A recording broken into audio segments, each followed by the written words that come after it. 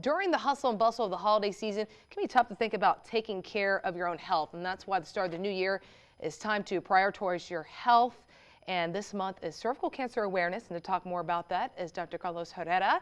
And thank you so much for joining us on this important topic. And you just let me know, like right off camera, that there actually are a lot of people here in the Valley, women that are affected by cervical cancer. That's correct, Nicole. Thank you again for inviting me. But more important is that, believe it or not, cervical cancer has taken a turn in developed countries. It's now not very common to see it, but in underdeveloped countries, it's still the #1 killer. And that is here in the Valley, we reflect that, being next to Mexico, who's still trying to gain acceptance as a developing country. Now, the thing about this is that cervical cancer is very treatable, and we can even have taken steps to eradicate it.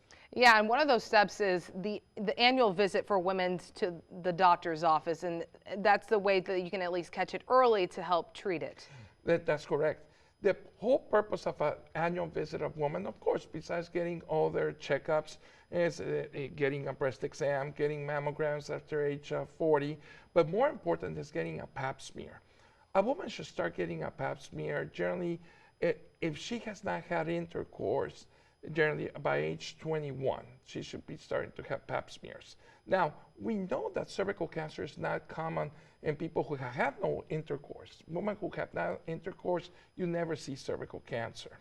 But in women who have started to have intercourse at an early age, like between 9 or 11 years of age, and have had multiple partners, those are the biggest risk factors for developing cervical cancer. So it's a topic that's hard to talk about, but like you said, it affects a lot of women here in Mexico, here in the Valley. What are some symptoms that they want to look out for that maybe it's time to talk to my doctor? Oh, yes. Well, a great time to have a pap smear, and the pap smear has been the gold standard to detect precancerous lesions leading to cancer, and that's the whole purpose. And now we have a test for the cause of cervical cancer. You know, cervical cancer is a sexually transmitted disease caused by a virus called the human papilloma virus.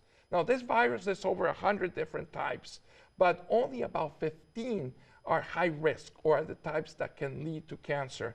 HPV or human papilloma virus is necessary but not enough to cause cancer. You need to have other factors like being immunosuppressed, people who have HIV or who have been on steroids for a long time, or people who smoke or are sick with diabetes. They have immune suppression, and that leads to cervical cancer. Now, if you have a pap smear that can detect precancerous lesions that treated with time will stop it from developing into cervical cancer. Okay, and before we go really quickly, what's one tip that you can give for women this year for their health?